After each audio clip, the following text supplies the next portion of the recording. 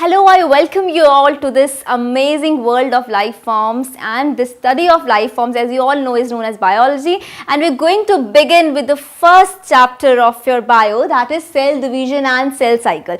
As you all know that our earth is having millions, countless of cells, and these cells form the basis of life. These cells are the fundamental and basic units of life.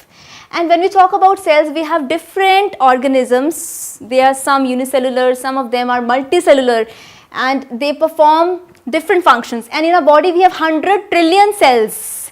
So can you imagine the different shapes and sizes of cells, the different functions they perform? And these cells in our body, the first cell that we talk about for formation of human body is zygote. So these cells come in different shapes and sizes also, and for example, if we talk of a nerve cell is the longest cell of your body. If we talk about an adipose cell, a fat cell, it is circular in shape. So these cells form different shapes and different sizes depending upon their functions. So they perform thousands of different functions in the life forms of earth, and these functions can be done by a single cell, and these functions can be performed by a number of cells.